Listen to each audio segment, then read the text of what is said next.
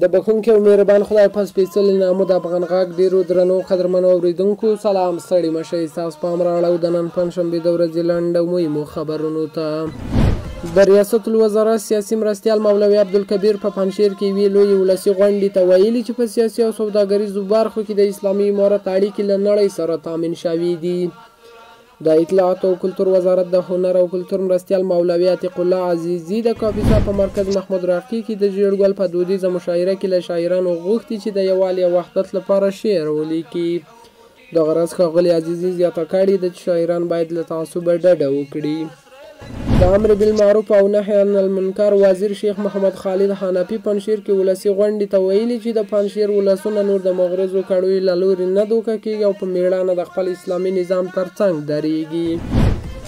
د بهرنیو چارو وزارت وایي چې دغه وزارت په لارښوونه او متحده عربي اماراتو کې د اسلامي امارت سفارت د پرله پسې هڅو په پایله کې هغه 42 افغانان چې د یاد هېواد په بېلابېلو زندانونو کې بندیانو د متحده عربي اماراتو د مشرتابه د عفوې له فرمان څخه برخمن شول.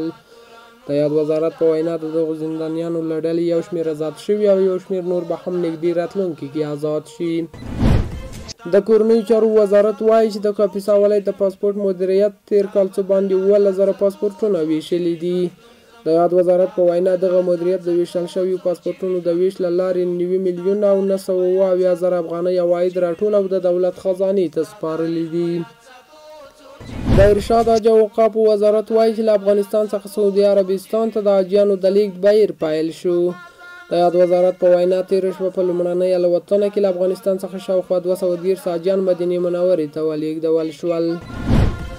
د رسنیزو سرغړونو د ارزونې کمیسیون د یوې اعلامیې په خپرولو سره ویلي چې د افغانستان انټرنیشنل راډیو ټلویزیون چې له هېواده بهر د هېواد دننه لپاره خپرونې کوي د ټولنې د یووالي او سالمیت پر ځای په هېواد کې بېلابېلو قومي، ژبنیو او سیمه ییزو تعصبونو ته لمن وهي.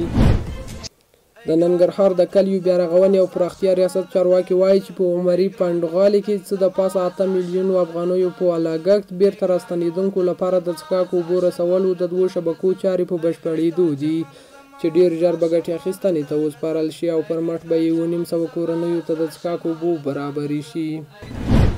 پرون د تورخم له لارې 3 او یاسپین بولدک له لارې 150 د نیمروز د وریښمو پله له لارې 110 او د هرات د اسلام کلا له لارې 155 کورنۍ هېواد ته راستنې شوي دي.